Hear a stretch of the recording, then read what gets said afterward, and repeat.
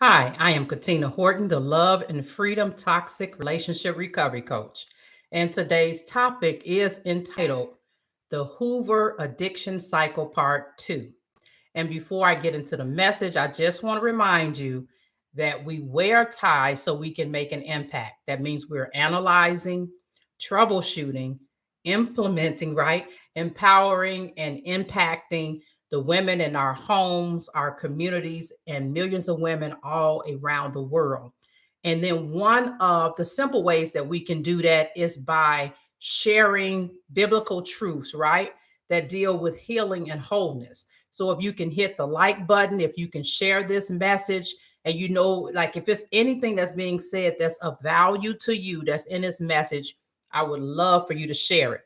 So we're going to get right into part 2 of the Hoover addiction cycle, right?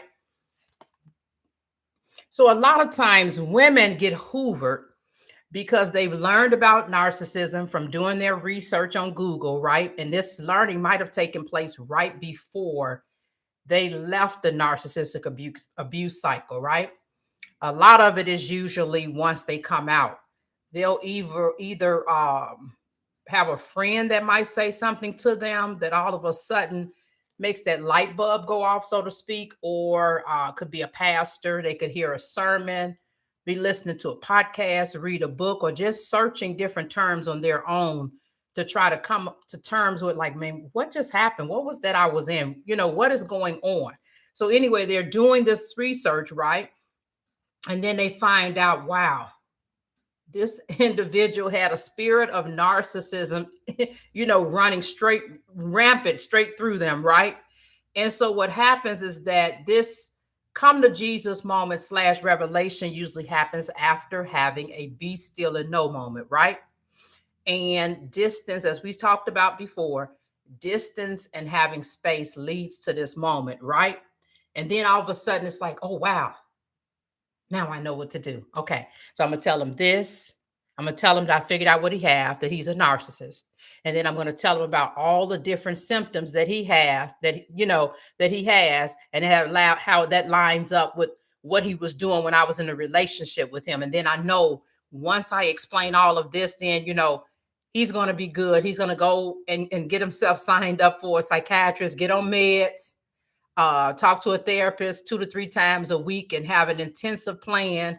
And it's just going to work out fine and dandy, so to speak, right? And then what happens is that means you have allowed magical thinking to come in, right? You back on fantasy island where all of your dreams come true. If you think you're going to tell your ex narcissistic partner, you go back in a relationship with him, right?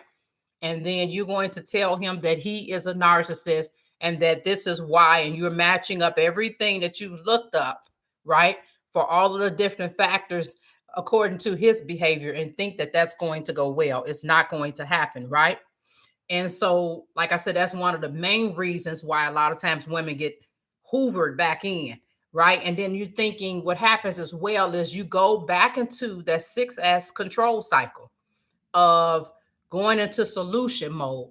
And when you're in the 6S control cycle and you are in solution mode stands for I know better than God. So I'm going to sit here and I'm going to come up with some magical formula or equation. And when I come up with it, I'm going to set the stage. And then when I set the stage, and I'm going to present it to him, and he's going to see the light, right? You're thinking all of a sudden he's going to have spiritual eyeglasses on, and he's gone to the eye doctor. They've given him a whole spiritual prescription, and he's going to be able to see the light. That is not going to happen, right? Narcissistic individuals, unfortunately, as we've talked about a gazillion times before, they're spiritually blind. So there's nothing that you or anyone else can do to change their vision, right? And that's work for them. That's self-work for them, for the Holy Spirit, and for deliverance, right?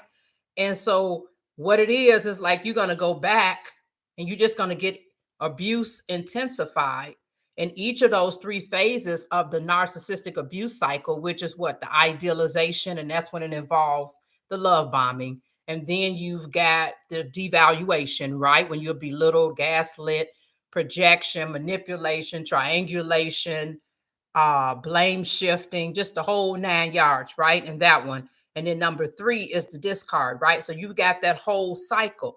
Each of those phases are going to be quicker every time you agree to go back. Every time you get hoovered by that spirit of hoovering and you go back, that whole narcissistic abuse cycle is more abusive, is more intense, and it's a quicker cycle each time you go back, right? So only thing you're going to be doing is reinforcing trauma bonds, reinforcing soul ties, right? So that work you've already done is going to be like that work is going to be ready to be out the door, so to speak, right? And then God, and meanwhile, he's sitting back like, okay, you think you're going to do something? Go right ahead. Since you think you're going to be the Holy Spirit and you can do what I myself cannot do because I won't go against free will, then hey, have at it. Bust yourself out and see what happens, right? And it's like by the time you get to the point of being in that basement again, because the penthouse is what? When they're hoovering you and they're love bombing you in order to hoover you back in, right? You're going to be at the penthouse at that point. But he's like, okay, so once you get back to the basement, let me know. After that, the rug is pulled from under you. The love bombing is over, right? The rug is pulled from under you and you going from the penthouse to the basement like that and being dropped, right? So I'm going to read from Genesis, the 31st chapter and the 25th through the 31st verses. When Laban overtook Jacob, Jacob had pitched his tent in the hill country. And Laban and his relatives also pitched their tents in the hill country of Gilead. Laban said to Jacob, "What have you done? You've deceived me and taken my daughters away like prisoners of war. Why did you secretly flee from me? Deceive me and not tell me. I would have sent you away with joy and singing, with tambourines and lyres, but you didn't even let me kiss my grandchildren and my daughters. You've acted foolishly. I could do you great harm, but last night the God of your father said to me, watch yourself. Don't say anything to Jacob, either good or bad. Now you've gone off because you long for your father's family, but why have you stolen my gods?"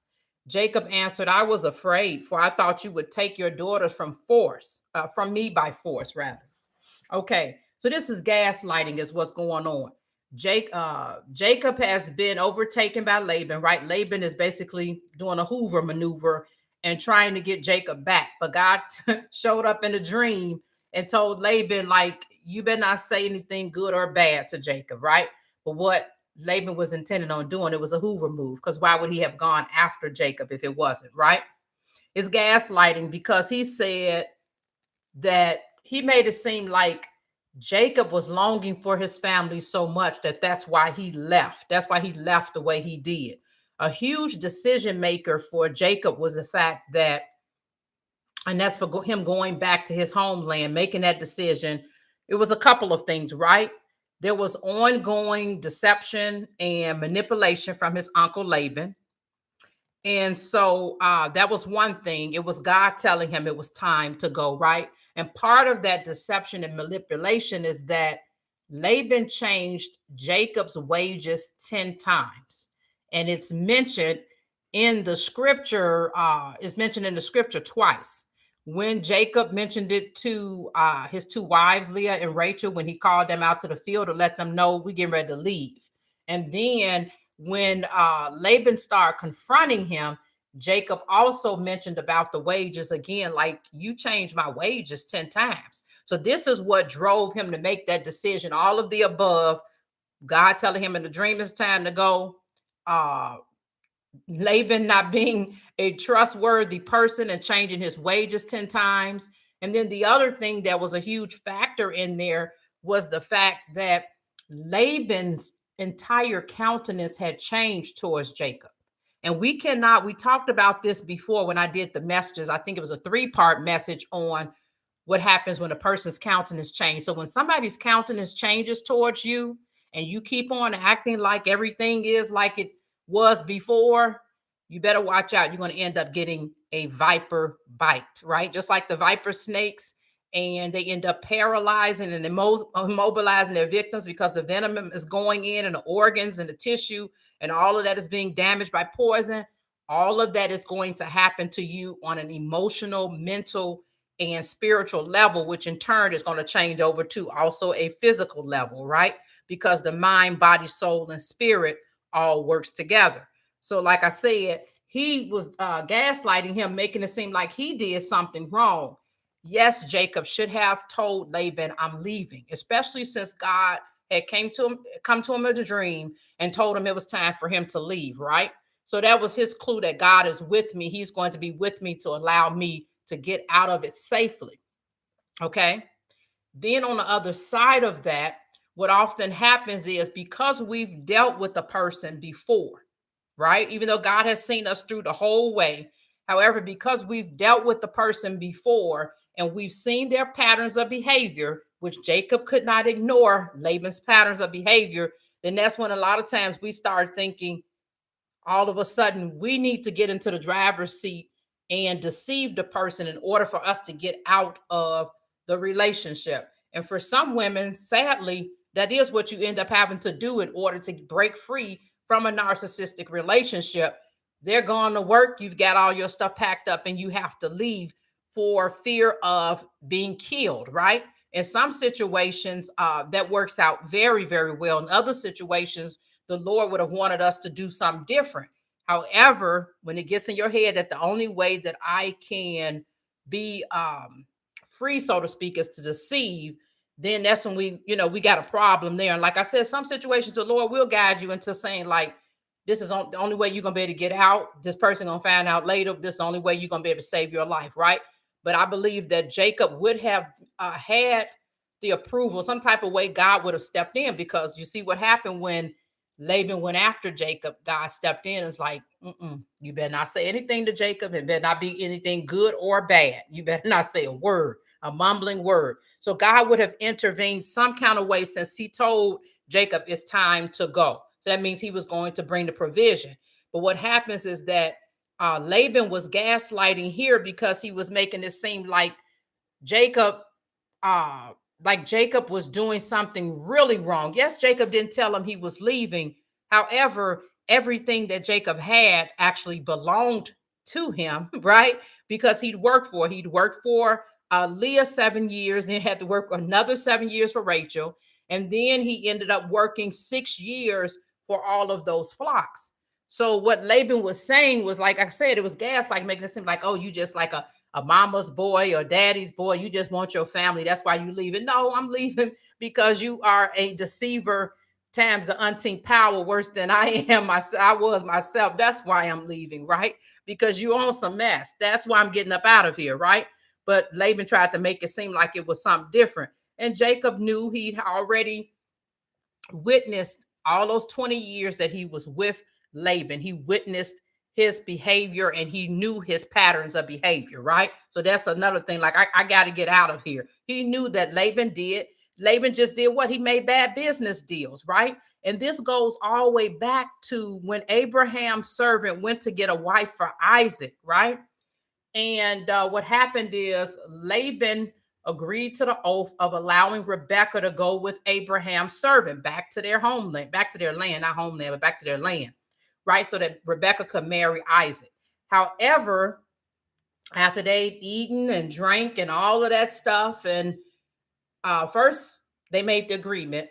Then Abraham's servant showered Laban with the family, as well as Rebekah, with all of these gifts and wealth and all these material possessions, right?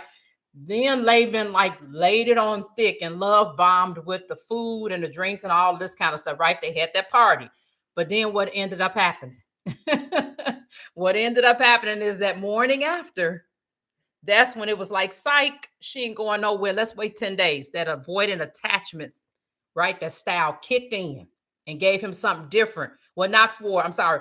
That happened when it was, when it was Abraham's servant. But then it also happened again when it came time for Jacob to marry Leah and Rachel. It happened later, the same thing. Laban had that same pattern. You see what I'm saying? So it's like, I get the goods. I make the oath, right? Then I get the goods of either jewelry, money, material possessions, land, whatever, right? I get all of that. Then I love bomb with this party and whatnot, right? And then after the love bombing with the party, the eating and drinking, the morning after, Jacob found out that he had Leah in his tent instead of Rachel. So that was Laban's MO. He just was a bad business deal man. That was part of his narcissism, right? Because the night before, of course, that's when the avoid attachment style would kick in. And then that next morning is when the individual who made the oath slash covenant with him, that's when they found out he did not honor up to his side of the deal. You see what I'm saying? And that's when the devaluation started the next morning. That night they didn't know, but he had actually really he'd set it in motion the night before. The love bombing was the party and all of that. But at that night, he already knew what he was going to do that next morning. It was like a psych, this is what you got. But they didn't know, right? That was part of it. He had love bombed them so quick. And after he got them goods and he love bombed them so quick. And like I said, the next morning, like they always had that figure of speech, the morning after is when they find out you ain't getting what I told you, right? But what happened was that when it came to Abraham's servant, he had the upper hand. Even though he was in a place of vulnerability of finding a wife for Isaac, he had the upper hand because Abraham had him to take his hand, put it under his thigh, and to make an oath and swear that he was going to find a wife for Isaac from one of his kinfolk, right? And then if not, still don't let Isaac go back there because God had already promised, he had already brought them out and he already had promised them that land, over in Canaan and whatnot, right? And so what happens is that even though Abraham's servant's vulnerability was that he needed a wife, Abraham had already said if she was unwilling to go, then hey, there's nothing you can do about it. The oath is broken. So Laban could only go so far with him. So after he had said, okay, no, she can't go, Rebecca the next morning, just wait 10 days. And then the servant was like, no, I need to be getting back to my master.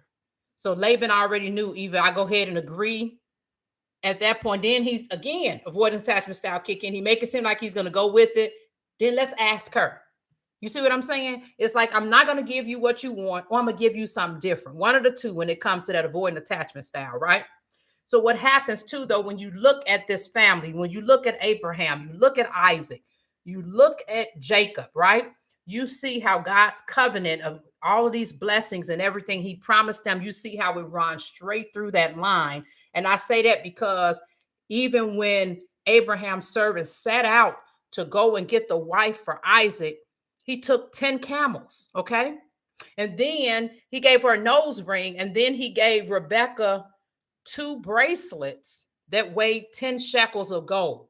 The number 10 is when there's like a completion, but it's got God's stamp of authority and approval on a situation, right? And then I want you to think about it too, is that when that avoidant attachment style kicked in and Laban and Rebecca's mom say, oh, well, maybe wait 10 days. Even with that number, they could have said any number. They could have said, wait 5 days, wait 3 days, wait 4 days. You see what I'm saying? So this was obvious. This was a situation of showing that God's covenant, his blessings and authority was on their family line by that number 10 being mentioned so many times. And what else, right? Laban changed Jacob's wages 10 times. And it was at that 10th time, after it had been changed 10 times, that's when Jacob said, I'm peacing out. He also got the Lord's approval, right? And even before that, he had tried to leave. You see what I'm saying? He had tried to leave before that. And so what happened is that when we get into the point where we are being hoovered and they start mentioning a lot of stuff that sounds good to us and maybe that they had not done before, then it's like, but maybe he have changed and he's starting to use new words. He went to a therapist specifically just to have some words to use for your pastor and or for you. I've self-actualized and, I'm evolving and I'm going through this whole self-discovery process and I'm doing all my self-work. And I know that what I've been going through in my childhood was abandonment. And I've got a spirit of abandonment or rejection in me. They will say anything to pull you back in. I mean, anything to pull you back in. And then what happens too is that when God has made it clear for us to go and you decide, for us to go and then to stay out of it, and then you go back inside, then what do you have to deal with again? You got that hardness of heart, you've got that spiritual blindness, right? And you've got the arrogance, and you've got the avoidant attachment style to deal with once again. And this is for all narcissists. They all have all of this to the umpteenth power, right? And then along with that, you've got that unteachableness. And then don't let it be a cerebral narcissist. Any kind of cerebral narcissist is going to really be unteachable to like another umpteenth power than the norm, right? Because they know everything, right? You can't tell them a thing until you happen to they go through something, and then you happen to mention, oh yeah, that happened to me when I went through it. Why didn't you tell me? What you mean, why didn't I tell you? You unteachable. Everything I tell you, you know you got a better solution for it. The therapists are wrong, the psychologists are wrong, the psychiatrists are wrong, any type of physician, the gynecologist, the oncologist, whoever it is I'm mentioning, you know more than them. So why would I tell you about what it is I went through and think maybe possibly you could learn from it when you've already like devalued what I've said and then use passive aggressive means to do it? See what I'm saying? So it don't make any sense. And so with these narcissistic individuals, what happens is that they become a slave to the demon of the narcissist themselves, right? And we know that Satan was the very first narcissist, right? And so for us to think that, and even with Jacob, you're dealing with a narcissistic individual, right? Jacob already knew how he was himself. So to think that someone that's a narcissist is going to go and to honor their word, we really we got to be smoking something, literally, to think that they are going to go and honor their word. And the only way it's going to happen is it could be a situation where it's something that's in it for them if they decide to go ahead and do it, or they're using that for supply, which that still means there's something in it for them, right? They want to say, oh, look how I helped so and so, instead of just keeping it quiet. And as the scriptures say, not letting the left hand know what the right hand is doing, right? And so Laban was one that did not honor his agreements, right? And that's why Jacob knew that this is going to be tricky leaving out of here. And for some reason, he didn't think about the fact, okay, if God told me it's time for me to go, he's also going to make provision. He just figured it was something that he had to do, right, in order to make that happen, right? And so what was, once again, what was Laban's, what was his MO? His MO was to do what? Make the oath/contract/agreement. Number two, get the bag. And what was the bag? The bag was money, jewelry, possessions, wealth, and success and power through getting a person's services, right? Like he did with Jacob. Then after all of that, he love bombed with the party, right? He pump them up with a party and dancing, and you know how it is with parties. You got the dancing and the celebrations and the instruments and music and eating and drinking, right? All of that. Then number four, the devaluation stage for you starts the next morning. You don't know he started at the end, the very end of that night. He knew what he was going to do. The next morning is when the devaluation set in for you. When he says, psych, I'm not honoring that, but I'll give you option B. Open that door and see what's behind it, right? And that means that he's not going to honor his agreement, right?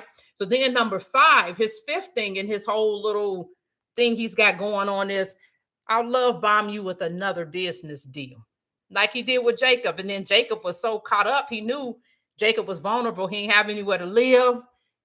He was on a run because of his brother being after him to kill him. At the same time, he wanted a wife, and he loved him some Rachel, broke out crying when he saw her, all of that. So Laban knew he had the upper hand in that situation. He was able to just take it that far because of the fact that Jacob was really in a vulnerable state of vulnerability, whereas Abraham's servant was not, because Abraham already has said, if it don't work out, she's not willing, just come on back. The oath is broken. Jacob had a hot mess, right? You can't trust people like that, right? You can't trust people like that. Jacob had gotten sick of that mess, and he was just like, I'm out of here. But every time Laban, oh, I got another deal for you. I got another deal. And that's what narcissistic people do. As soon as you say, I'm out of this relationship, I got another deal for you. I'll get you that vacation home, baby. We'll make 2-3 more babies together, baby. So I'm saying, I'll get you that Lexus you've been wanting. You see what I'm saying? I'll get you that Bentley, that BMW. Oh, I got another deal. As soon as you get ready to leave out the door, I got another deal. I'll give you a separate bank account. You get $30,000 placed in your bank account. Then you get ready to, I got another deal. Every time they got another deal for you to keep you from leaving out that door, right? And so what happens is when that discard happens, like I said, it's usually after everything that got so ramped up, like with the children of Israel, that he has no other choice but to become enslaved to that spirit, and that spirit of narcissism making him discard you. He can't even control it, right? And so the same thing happens. Like what happens is when I'm gonna read in scripture because I want to explain something really quick. So after Laban had mentioned this to Jacob, right, about making gaslighting him and making it seem like he'd done something wrong by wanting to go back to his homeland with his family and everything he worked for, this is the conversation. Let me see. I want to start at 39. I did not bring you any of the flock torn by wild beasts. This is Jacob speaking. I myself bore the loss. You demanded payment from me for what was stolen by day or by night. There I was. The heat consumed me by day and the frost by night, and the sleep fled from my eyes. And for 20 years in your household, I served you. 14 years for your two daughters, 6 years for your flock, and you've changed my wages 10 times. They go to number 10 again, right? If the God of my father, the God of Abraham, the fear of Isaac had not been with me, certainly now you would have sent me off empty-handed. But God has seen my affliction and my hard work, and he's issued his verdict last night. Then Laban answered Jacob, the daughters are my daughters, the sons are my sons, the flocks my flocks. Everything you see is mine, but what can I do today for these daughters of mine, or the children, for the children they've born? Come now, let's make it a covenant, you and I. Let it be a witness between the two of us. So what tripped me out is that Jacob said all that, expressed himself, and Laban didn't care hill of beans about what Jacob was saying, how all these hardships he had. You know, it's just like, yeah, I used you. In other words, he didn't say that, but he might as well. He just like, whatever. Just let Jacob go on and on. And as he expressed himself and about the mistreatment he had. But it also shows in like what Jacob realized. He had a come to Jesus moment. God has redeemed back all of this stuff, like all that stuff you did to me. It just so happened these sheep came out dark and spotted and speckled. So now I got all of this wealth to take with me. See what I'm saying? Like I ain't going back empty-handed. But if it had been for you and God hadn't stepped in, I would have. And that's the only reason why Laban had agreed to that in the first place with Jacob, was because he figured there's no way in the world he's going to have that much to take back. So I'm going to go ahead and agree to this, right? He didn't think it was going to become anything other, but we all know once God gets involved in something, you better watch out. And then when Laban was saying, my daughters, my flocks, my sons, all of this, and for these daughters of mine and all of that, when he was saying all of that, that's just like when you go to court with your narcissistic partner, and then the judge makes an agreement. Okay, this, and this is hers. This, and this is yours.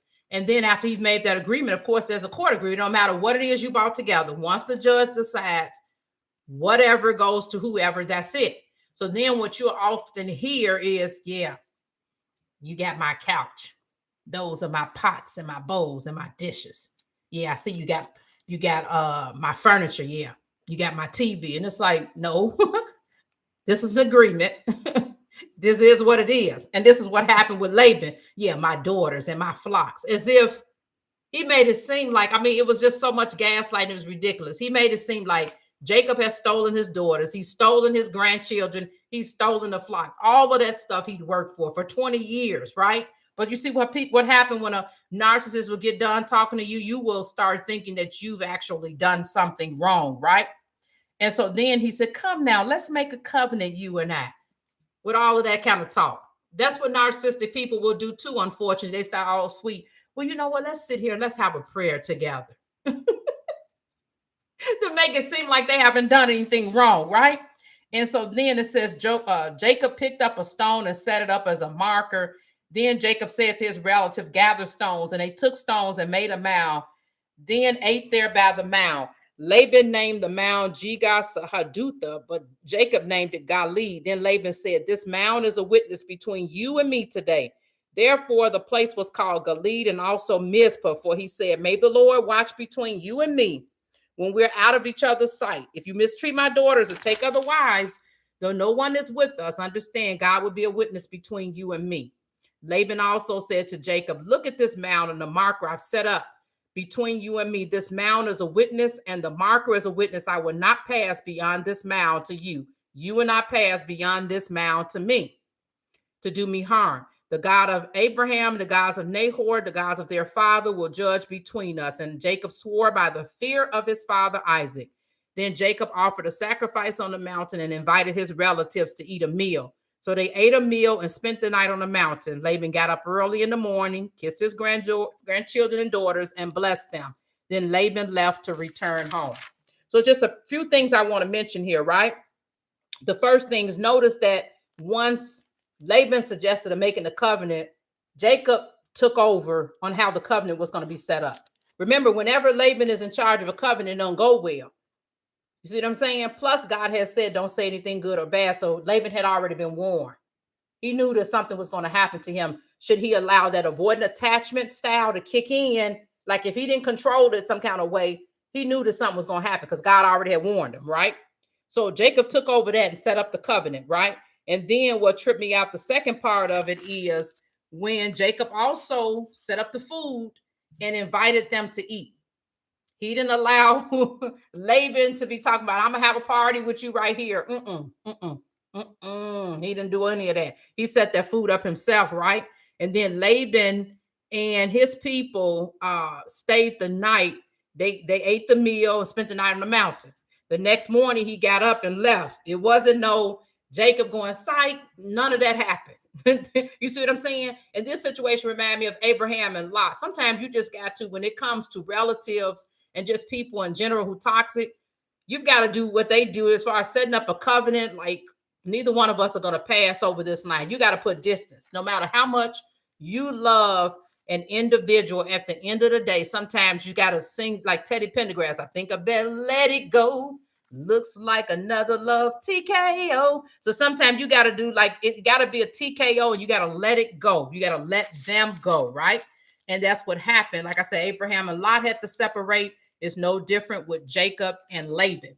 And so the thing about it too that's tripped out is that Laban ended up Jacob tried to leave before, but Laban was able to convince him, no, stay for me. What do you want? I can give you this and that and the other. And Jacob saying, no, you don't have to give me anything. This is what I want for my wages. And that's when Jacob made the agreement. Laban went on and made the agreement because he figured that those flocks weren't going to turn out the way that Jacob was hoping they were going to turn out. But see, he didn't know that God's hand was on it. That's why he went on. No narcissist is going to make an agreement to say, you can have this, these pieces over here and everything going to be good. Oh, okay, you can have it. He thought that there was no way it's going to be a lot of speckled cattle. He didn't think it was going to be dark sheep. But guess what? The Lord took over that, right? And he blessed that situation.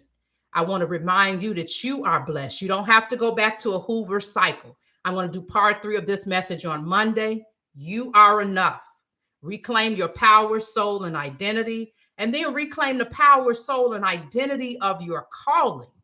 Grab your keys to the kingdom and get your inheritance. Again, I am Katina Horton, the Love and Freedom Toxic Relationship Recovery Coach. I love you, ladies. God bless men. And until next time, be blessed.